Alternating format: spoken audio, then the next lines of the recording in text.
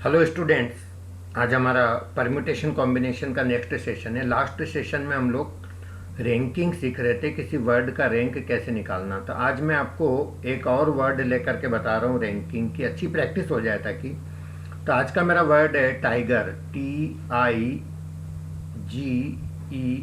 Suppose करो मेरे को इस वर्ड का रैंक निकालना है। अब यहाँ पर आप देखिए कि टाइगर के अंदर 1 2 3 4 5 लेटर्स होते हैं, तो 5 फैक्टोरियल यानी कि 120 वर्ड्स बनेंगे इससे। Yes no.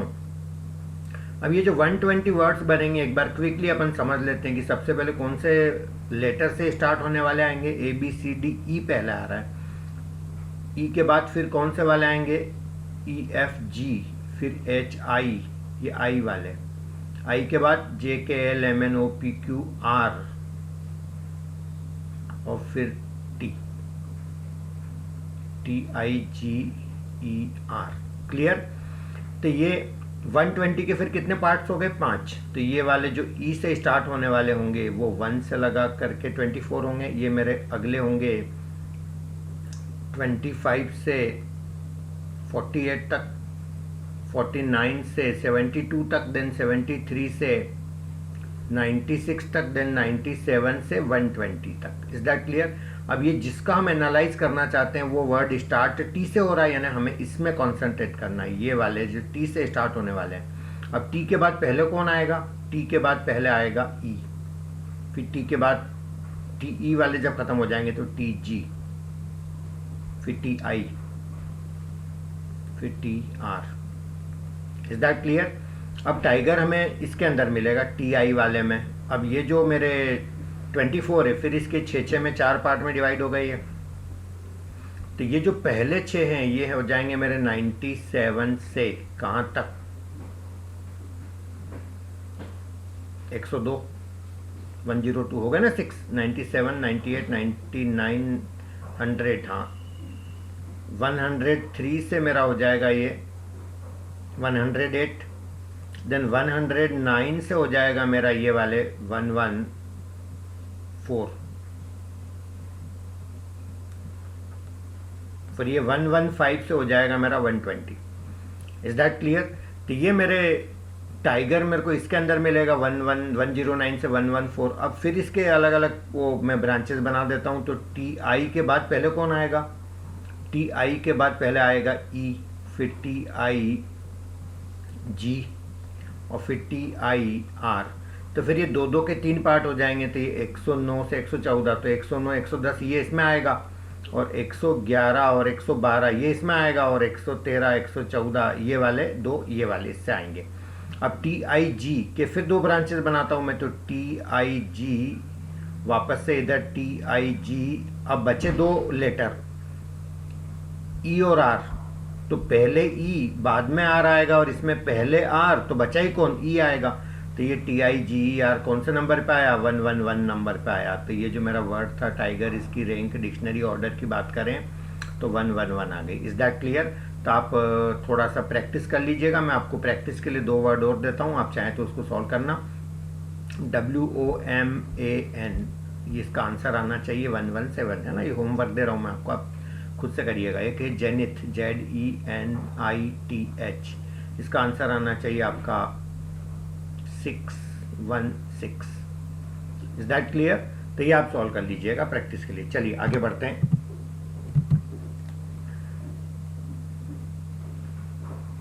Bye how many veg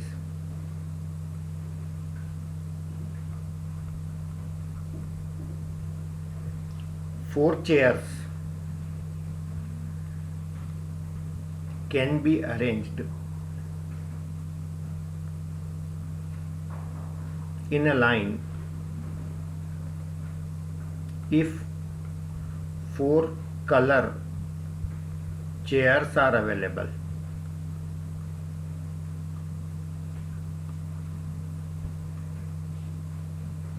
Four color chairs are available: yellow, green, red, white, such that no 2 consecutive chairs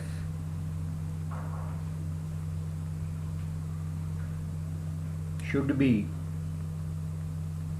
of same color। कोई भी दो पास पास वाली चेयर जो अपन लगा रहे हैं वो सेम कलर की नहीं होनी चाहिए। और ढेर सारी चेयर अवेलेबल है, हमको तो 4 ही लगाना है, और ये 4 कलर की चेयर्स अवेलेबल है। The one is yellow, the green and then red and then white. तो बहुत सिंपल सा क्वेश्चन है ये। पहली चेयर, दूसरी चेयर, तीसरी चेयर और चौथी चेयर। और कंजिक्यूटिव का मतलब पास पास वाली चेयर का कलर सेम नहीं होना चाहिए। ये कितने तरह से हम इस चीज़ को अरेंज कर सकते हैं। अब ये जो पहली वाली चेयर है ये तो मैं 4 तरह से कलर चूज़ कर सकता हूँ। ये तो स्टार्ट ही कर रहा हूँ मैं, तो कोई सा भी कलर लूँ, येलो, ग्रीन, रेड और वाइट। अब ये जो सेकंड है यहाँ पर मान लीजिए मेरा ये येलो, ग्रीन, रेड और वाइट। यदि मैंने येलो कलर ले लिया इस जगह, तो मैं वो येलो यहाँ रिपीट नहीं कर सकता। तो मेरे पास यहाँ 3 चॉइसेस हो गई इस कलर, इस चेयर के लिए। Is that clear? चलिए, अब यहाँ कितनी चॉइस है? सपोज करिए मैंने अगली बार ग्रीन कलर लिया था यहाँ पे, है ना। तो ये ग्रीन यदि मैंने ले लिया तो मैं अब तो अगली बार येलो भी ले सकता हूँ, क्योंकि येलो मैंने यहाँ लिया था तो यहाँ तो ले सकता हूँ। येलो पास पास तो होंगे नहीं, तो अगेन मेरे पास ये 3 चॉइसेस हो जाएगी। फिर ये अगेन 3 चॉइसेस हो जाएगी, तो ये मेरा हो जाएगा 4 3 12, 12 3 36, 3 108 इज माई आंसर। इस तरह से अपन चीज़ को मैनेज कर सकते हैं। Is that clear? चलिए आगे बढ़ते हैं। By how many veg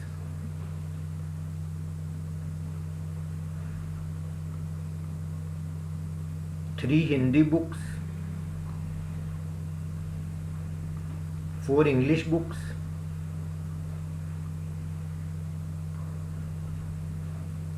and 2 maths books can be arranged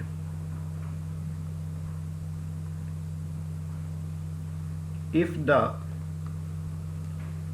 same subject books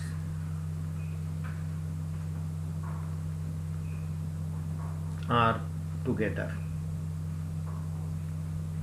बहुत सिंपल सा क्वेश्चन है। हिंदी की 3 बुक है, तीनों अलग अलग है, H1 H2 H3, इनके नाम रख देते हैं अपन। ये तीनों एक साथ चाहिए हमको। इंग्लिश की 4 बुकें थे, इनके नाम E1 E2 E3 E4।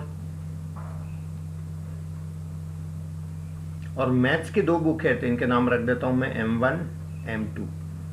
इनको साथ में रखना है। अब जब ये ग्रुप हो गया तो इसको एक अज्यूम करेंगे ग्रुप को, तो 1 2 3 फैक्टोरियल तरह से तो ये ग्रुप अरेंज हो सकते हैं। अभी अंदर ही अंदर 3 बुक कितने तरह से अरेंज हो सकती है? 3 फैक्टोरियल। अंदर ही अंदर ये 4 बुक कितने तरह से अरेंज हो सकती है? 4 फैक्टोरियल। और ये अंदर ही अंदर 2 मैथ्स की बुक 2 फैक्टोरियल तरह से अरेंज हो सकती है। तो मेरा आंसर ऐसे निकलेगा 3 फैक्टोरियल 6, अगेन 6, ये मेरा हो गया 24 और ये हो गया मेरा 2। Is that clear? तो ये मेरा आ गया 6 6 36, 36 2 कर लेता हूँ मैं, ये कंफर्टेबल है मेरे लिए। 72, और 72 को मल्टीप्लाई करना है किससे? 24 से। चलिए, तो 72 को 24 से मल्टीप्लाई करना है ना। आपको क्रीज क्रॉस मेथड आता है, आप वो भी लगा सकते हैं। तो ये आपका आ जाएगा 4 8 2, सॉरी 4 2 8। और ये मेरा ऐसे क्रॉस में मल्टीप्लाई कर लो, 7 4 28, 2 2 4, तो ये मेरा 32 आ गया। 32 का 2 आ जाएगा, कैरी ओवर 3। नाउ 7 2 14 प्लस 3 17, तो ये मेरा आंसर आ गया 1728। तो there are many ways of solving the question. अब मैं यहाँ पर आपको बता रहा हूँ एक चीज़ कि बच्चे टाइम कैसे कैसे बचा लेते हैं। मैं आपको जैसे ये लिखा 6 × 6 × 24 × 2, यही था ना अपना क्वेश्चन। अब देखो 6 2 कितना होता है? 12, एक 12 ये हो गया। अच्छा, 24 के अंदर इस 24 को मैं 12 × 2 लिख सकता हूँ, तो एक 12 मेरा ये एक और आ गया, और ये 6 और ये 2 मिला करके मेरा एक 12 और हो गया। तो फाइनली मेरा 12 का क्यूब हो गया। 12 का क्यूब होता है 1728। यदि आपको 1 से 20 तक के भी क्यूब याद हैं तो ये चीज़ें आपको देखो कहाँ कितना टाइम सेव कर दी आपका। Is that clear? चलिए आगे बढ़ते हैं। और एक तरीका देखो इसी को करने का। ये जो 72 × 24 था, तो 72 को मैं 3 × 24 लिख सकता हूँ, और एक 24 पहले से है तो स्क्वायर हो गया। 24 का स्क्वायर क्या होता है? 576। 576 का 3 टाइम्स कर लो, 6 3 18 का 8, कैरी ओवर 1, 22 का 2, कैरी ओवर 2, ये आ गया आंसर। तो there are many ways, time बचाइए बस।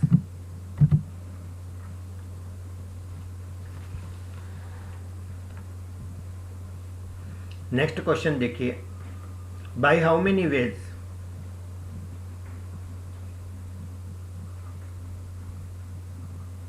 exam of 6 subjects can be scheduled so that the best and the worst subject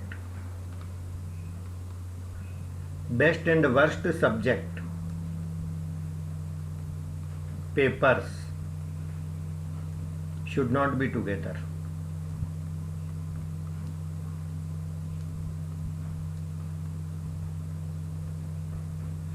अब टोटल कितने सब्जेक्ट की एग्जाम होना है? 6 सब्जेक्ट की, 1 2 3 4 5 6। पहले तो ये बताओ 6 सब्जेक्ट की एग्जाम का शेड्यूल कितने तरह से बनाया जा सकता है? 6 फैक्टोरियल, बड़ा सिंपल है। तो ये तो मेरे हो गए total veg.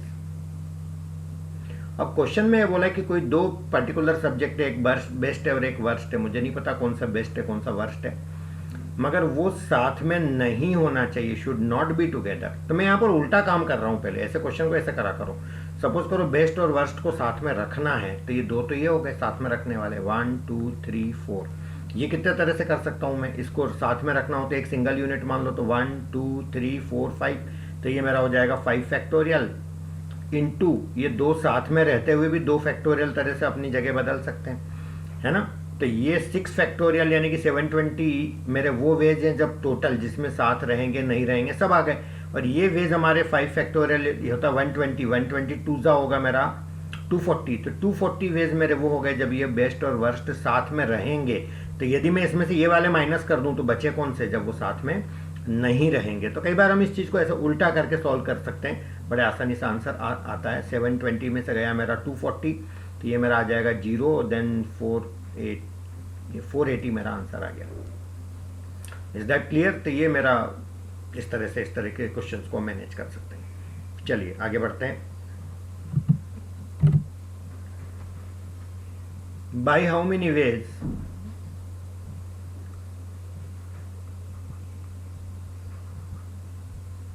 Three brothers and 7 sisters can be arranged in a line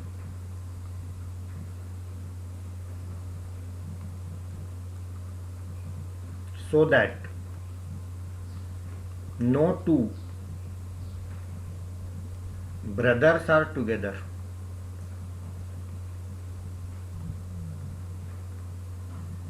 कोई भी 2 ब्रदर साथ नहीं होना चाहिए, साथ नहीं बैठना चाहिए। बिकॉज क्या रीजन होगा? All brothers are naughty? नहीं। चलिए एनीवे, तो यहाँ पर 7 सिस्टर्स हैं, तो S1 S2 S3 S4, suppose ये सिस्टर्स S5 S6 और S7। अब ब्रदर्स 2 साथ में नहीं आना चाहिए, मतलब हर 2 ब्रदर के बीच में या तो एक सिस्टर हो या 2 हो, मगर कोई होना जरूरी सिस्टर। तो ब्रदर की ये पोजीशंस मैं पहले डिसाइड कर लेता हूँ, यहाँ ब्रदर में अरेंज कर सकता हूँ। Is that clear? अब ब्रदर के लिए कितनी पोजीशन है? काउंट करें, 1 2 3 4 5 6 7 और 8। पोजीशन 8 है। ब्रदर कितने हैं? 3। और सिस्टर्स के लिए पोजीशन कितनी है? ये सारी की सारी 7, और सिस्टर है भी कितनी? 7। तो मेरा आंसर बड़ा सिंपल हो गया। ब्रदर को अरेंज करने के मेरे वेज हो गए 8p3 इंटू सिस्टर्स के लिए 7p7।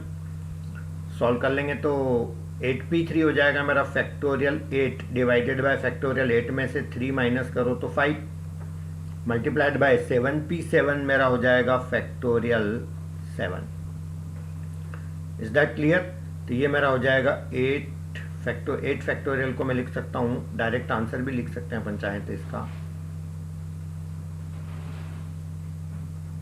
7 फैक्टोरियल होता है 5040, तो 5040 तो हो गया 7 फैक्टोरियल, और 8 फैक्टोरियल होगा 40320 if you can remember this, और 5 फैक्टोरियल होगा मेरा 120। Is that clear? तो इसको अपन सिंप्लीफाई कर लेते हैं।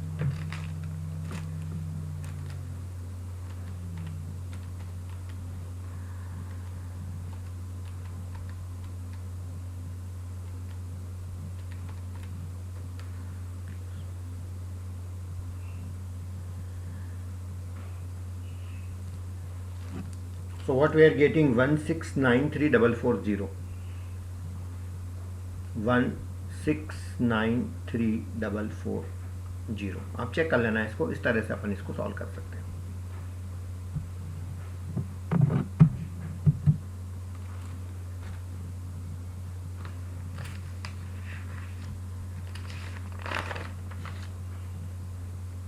अब मैं आपको बता रहा हूं कि नेक्स्ट केस जहां पर हम लोग क्या करते हैं कि परम्यूटेशन विद रिपीटिशन, ये कुछ नया कॉन्सेप्ट आप समझने का ट्राई करना।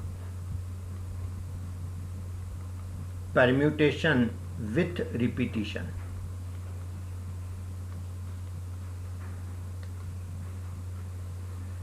एक एग्जाम्पल से मैं आपको ये चीज समझाना चाह रहा हूं कि परम्यूटेशन विद रिपीटिशन का यहां पर क्या मीनिंग है। अब यहां पर एक क्वेश्चन देखिएगा, क्वेश्चन में ये दिया है bye how many veg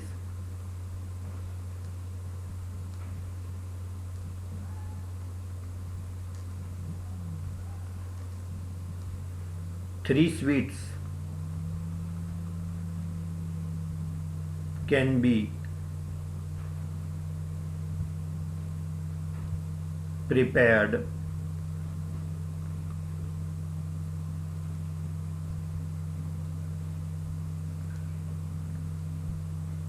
one sweet can be prepared out of 3 on 2 occasions.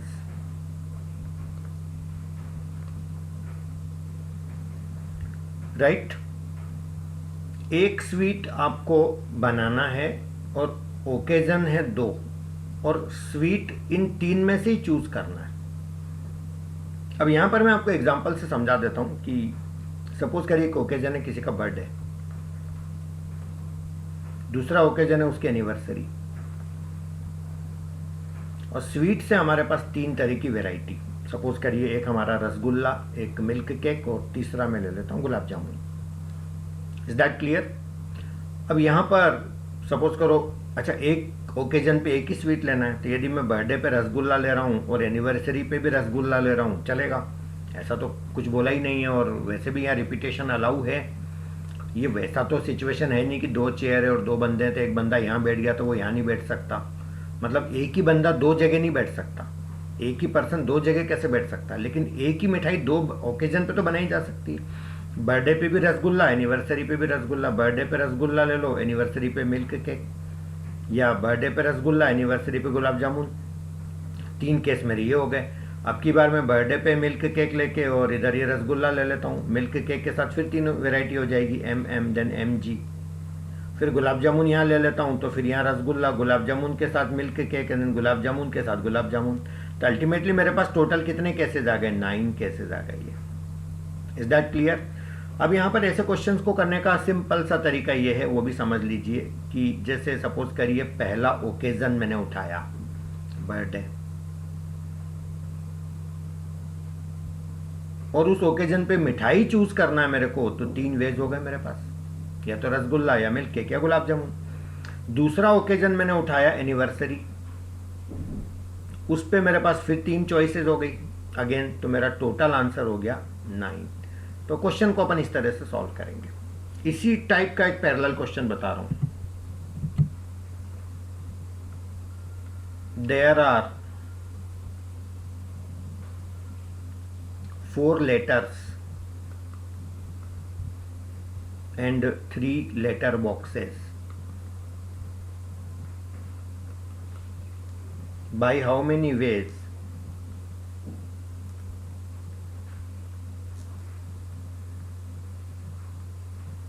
these letters can be posted in letter boxes?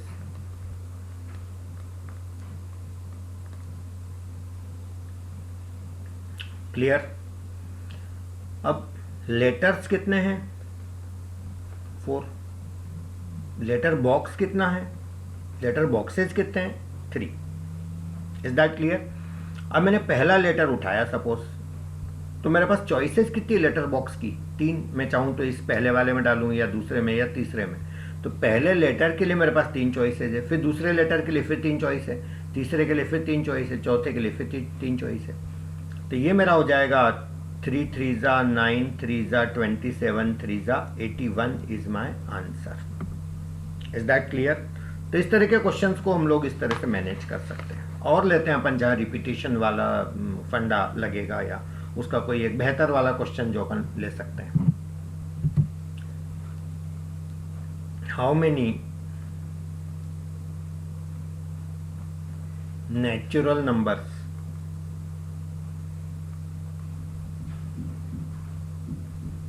less than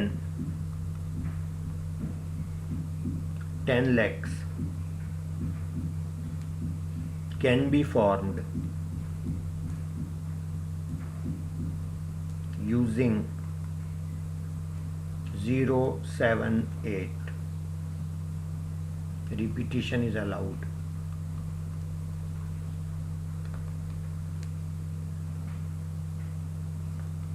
Repetition is allowed. Question समझ लो पहले। 10 लाख से छोटे कितने नंबर बनाए जा सकते हैं? सारे नंबर नेचुरल नंबर्स होने चाहिए और यही डिजिट यूज करना है, 078। रिपीटेशन अलाउ है ना। यदि मैं आपको बोलता हूं कि 1 डिजिट के कितने नंबर बनेंगे तो आपके पास आंसर होगा सिर्फ 2, एक तो 7 और एक 8। बहुत सिंपल सी चीज है। यदि मैं आपको बोलता हूं 2 डिजिट के कितने नंबर बनेंगे तो 2 डिजिट है मेरे पास। पहला डिजिट में कितने तरह से भर सकता हूं? यहां पर 0 नहीं आ सकता पहले डिजिट पे, नहीं तो मेरा ये 2 डिजिट का नंबर ही नहीं बनेगा। तो मैं यहां पर पहले डिजिट को एक तरह से ले सकता हूं, सॉरी 2 तरह से, 7 और 8 में से कोई एक। और दूसरे डिजिट को मैं 3 तरह से ले सकता हूं, तो मेरे वेज हो गए 6। अब दूसरे डिजिट पे तो मैं 0 भी ले सकता हूं, यस नो। 3 डिजिट के नंबर अपन बनाते हैं, कितने बनेंगे? तो 3 डिजिट के नंबर बनाने हैं तो पहला डिजिट में कितने तरह से फिल कर सकता हूँ? 2 तरह से, फिर अगला 3 तरह से, फिर अगला 3 तरह से। तो ये मेरा 3 3 जा 9, 2 जा कितना हो गया? 18। अब 4 डिजिट के नंबर बनाने हैं तो पहला डिजिट में 2 तरह से और फिर उसके बाद 3 3 3 3 बार आएगा, 3 क्यू भी लिख देता हूँ।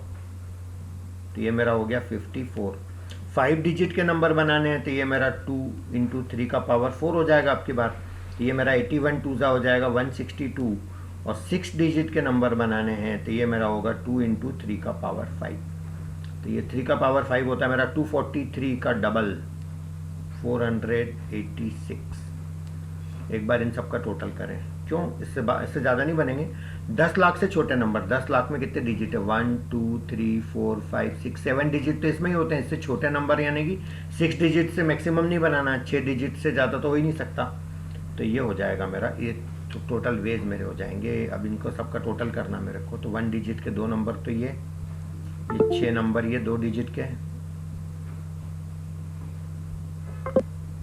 उसके बाद मेरा आ जाएगा ये 18, देन 54, देन 162, देन 486। तो एक बार इन सबको अपन ऐड कर लेते हैं। 2 + 6 8 + 8 16 + 4 22, 28 का 8 कैरी 2, 2 और 1 3 5 8 6 14, 22 का 2 कैरी 2 और 3 4 728 आ रहा मेरा आंसर। इतने नंबर बना सकता हूँ मैं जो 10 लाख से छोटे होंगे। अब वो चाहे 1 डिजिट का हो, 2 डिजिट का, वो सारे आ गए। अब आप सोचो कोई कैट के एग्जाम में या किसी अच्छे कॉम्पिटिटिव एग्जाम में इतना टाइम कोई वेस्ट करेगा तो कैसे काम चलेगा, है ना। इसका शॉर्टकट मैं आपको बताता हूँ। 1 2 3 4 5 6 7, सॉरी 6 डिजिट, 1 2 3 4 5 6, इसको हटा दो, है ना। 6 डिजिट का मेरे को नंबर मैक्सिमम बना सकता हूँ मैं, कोई दिक्कत तो नहीं।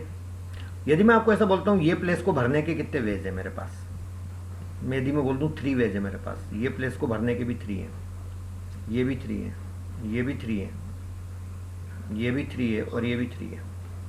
अब आप बोलोगे इसमें तो सर ऐसा भी हो सकता है कि ये 0 0 आ गया सब जगह, क्योंकि आप तो 3 ले रहे हो और लास्ट में कोई नंबर आ गया 7। हाँ तो चलेगा ना, कोई प्रॉब्लम नहीं। ये इसको क्या बोलोगे, इतने 0 और 7 यानी सिर्फ 7, तो वो भी तो एक नंबर ही है जो 10 लाख से छोटा है, that is acceptable. Yes no? तो इन सबको मल्टीप्लाई करो, 3 to the power 6, 3 to the power 6 होता है 729, जबकि हमारा आंसर इधर कितना आया था 728। तो ये एक का डिफरेंस क्यों आ रहा है मैं आपको बताता हूँ। ये जो मैंने केसेस लिए हैं इसमें सिर्फ एक ही केस नहीं चलेगा, ये वाला जिसमें सारे जीरो आ जाएंगे। तो वो एक मात्र केस जो हमें नहीं चाहिए वो आप माइनस कर लो इसमें से, that is my answer 728। If you can think this way then you can save lot of time. Is that clear? चलिए आगे बढ़ते हैं।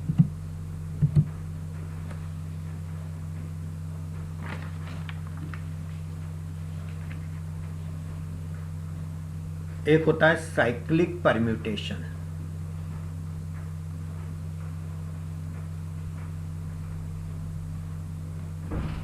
साइक्लिक परम्यूटेशन के अंदर अपन क्या करते हैं, चीजों को सर्कल में अरेंज करते हैं, है ना। सपोज करिए 3 लोग डाइनिंग टेबल पे बैठे हैं डिनर के लिए। ये बोलने की जरूरत तो नहीं कि इसका फेस इधर होगा, ऐसे ही तो रखते हैं फेस सेंटर की ओर, है ना। इनको मैं कितने तरह से अरेंज कर सकता हूं। ए को यहीं रहने दो, बी को यहां कर देते हैं और सी को यहां कर देते हैं। Yes no? एक और अरेंजमेंट बना रहा हूं मैं जिसमें मैं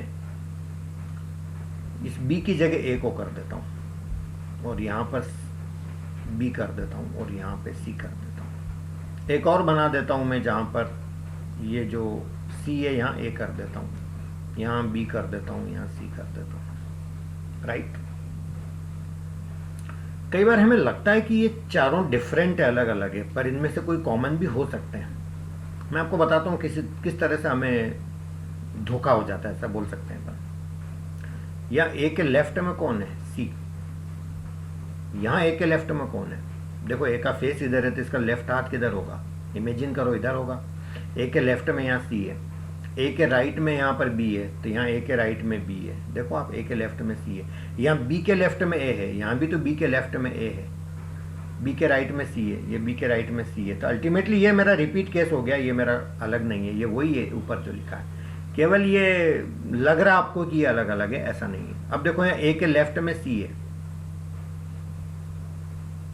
सी के लेफ्ट में बी है, ये देखो सी के लेफ्ट में बी है, सी के राइट में है, सी के राइट में है, तो ये और ये सेम ही तो हो गया। तो ये फिर मैं हटा देता हूँ, तो अल्टीमेटली सिर्फ दो ही केस बनेंगे, एक ये वाला और एक ये वाला, है ना। तो इसका एक फार्मूला याद रख लीजिएगा, n objects can be arranged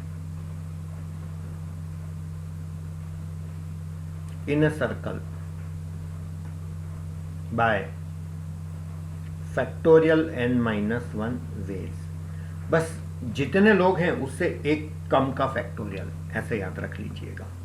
ऐसा क्यों करते हैं ये भी बता देता हूं मैं, कि ए मान लो यहाँ है, बी यहाँ है और सी यहाँ है, तो किसी एक को तो फिक्स करना ही पड़ेगा आपको, बाकी इनको आप चेंज करते जाओ, कितने तरह से कर सकते हैं, तो उतने फैक्टोरियल, तो एक कम हो जाएगा जिसको आपने फिक्स किया।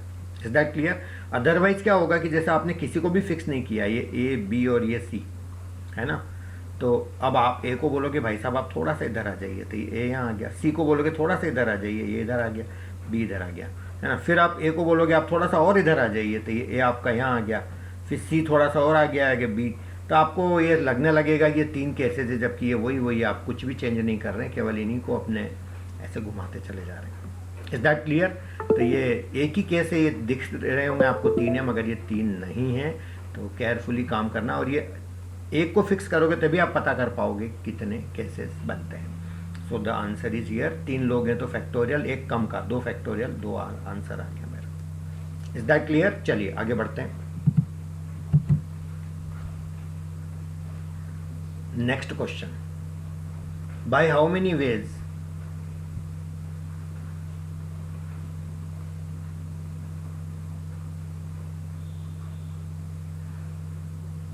Three different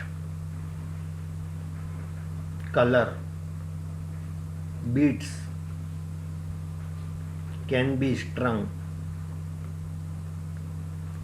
in a necklace।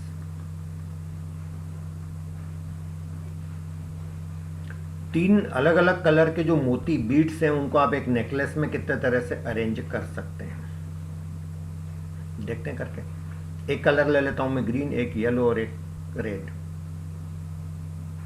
ये नेकलेस में अरेंज करना है। ग्रीन कलर यहाँ ले लिया, येलो यहाँ ले लिया, रेड कलर का बीट्स यहाँ ले लिया। एक और केस लेता हूँ मैं, ग्रीन यहाँ कर लिया, रेड को यहाँ कर लिया आपकी बार, और येलो को यहाँ कर लिया। जैसा कि पिछले क्वेश्चन में हम कर रहे थे पर्सन्स के साथ, मैंने वैसे यहाँ भी करके दो केसेस बना दिए, है ना। अब अपन एनालाइज करते हैं वेदर दिस इज करेक्ट और नॉट, है ना। यदि मैं आपसे क्वेश्चन करूं कि ये जो येलो कलर है, येलो कलर का जो बीड है, इसके राइट में कौन से कलर का है, तो आप बोलोगे रेड कलर का, जबकि आप गलत बोल रहे हो। ये कोई पर्सन तो है नहीं जिसका ये राइट हाथ हो और ये लेफ्ट हाथ हो, है ना। ये तो आप उसके तरफ से नहीं देख रहे हैं, आप आपके अकॉर्डिंग देख रहे हैं। आप यहाँ खड़े हैं तो आपको ये राइट दिखाई दिया, आप यहाँ खड़े हो जाएंगे ना तो आपको इसका राइट ये दिखेगा। तो जब ये बीड है तो इसके अंदर कोई राइट या लेफ्ट नहीं होता है, तो ये केस दो अलग अलग अज्यूम कर ही नहीं सकते। आप कैसे बोल सकते हो कि येलो के लेफ्ट में ग्रीन है या राइट में रेड है। हाँ, ये बोल सकते हो येलो के दो पड़ोसी हैं नेबर, ग्रीन और रेड, तो येलो के दो नेबर यहाँ भी तो रेड और ग्रीन ही है, तो ये अलग अलग नहीं मान के एक ही केस हम काउंट करेंगे। तो यहाँ पर फार्मूला बदल जाएगा। यहाँ पर फार्मूला क्या होगा वो भी आपको लिखवा देता हूँ। When clockwise and anti-clockwise,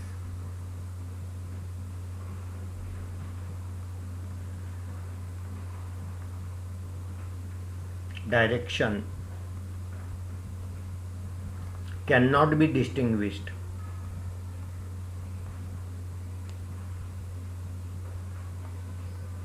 then factorial n minus 1/2 ये फार्मूला लगेगा। क्योंकि जितने केस पहले आ रहे थे उसके अब आधे ही आएंगे, क्योंकि ये दो नहीं है तो आधे आधे हो गए। इस तरह से इन चीज़ों को अपन मैनेज कर सकते हैं। एक दो क्वेश्चन इसके अपन देखते हैं।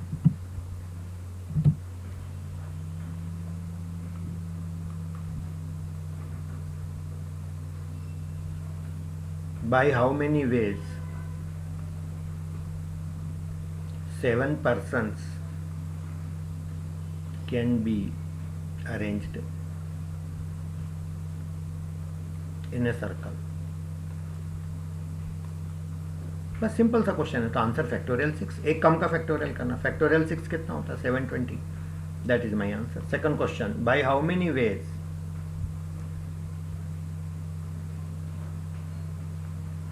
7 persons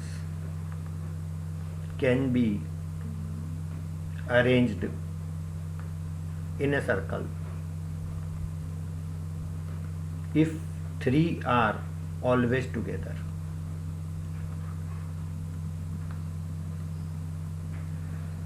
तो यहां पर 3 लोग को हमेशा साथ में ही रखना है। तो अपन ऐसा करते हैं ना कि ये 1 2 3 4 5 6 और 7 लोगों को सर्कल में अरेंज करना है, और ये 3 लोगों को साथ में ही रखना है। तो इन 3 के ग्रुप को 3 अज्यूम नहीं करके सिंगल यूनिट अज्यूम करेंगे। तो ये हो गया मेरा 1 2 3 4 और 5। अब 5 को सर्कल में अरेंज करने के वेज हो जाएंगे फैक्टोरियल 4। मैंने अभी अभी सिखाया, एक कम का फैक्टोरियल करेंगे मल्टीप्लाइड बाय, ये 3 साथ में तो रहेंगे लेकिन ये 3 फैक्टोरियल तरह से इनको भी हम अरेंज कर सकते हैं। अब इसमें कम मत कर देना, जब पूरा काउंटिंग होती है पूरे सर्कल की वहाँ एक कम करते हैं, है ना। ये तो 3 आपस में 3 फैक्टोरियल तरह से अरेंज होंगे, तो आंसर हो जाएगा मेरा 24 × 6 that is 144। Is that clear?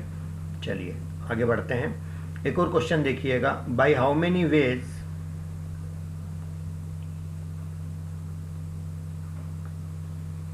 4 Indians and 4 Pakistanis can be arranged in a circle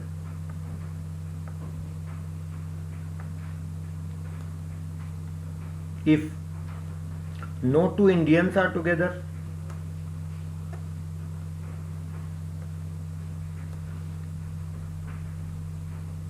and no 2 Pakistanis are together.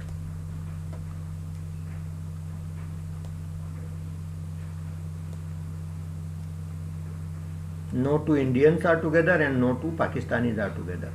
अब देखो इंडियन कितने हैं? 4, तो ये मैंने इंडियन को 4 को यहाँ कर दिया। पाकिस्तानी ये इस प्लेस पे आ जाएंगे जो क्रॉस पोजीशन में बना रहा हूँ। Is that clear?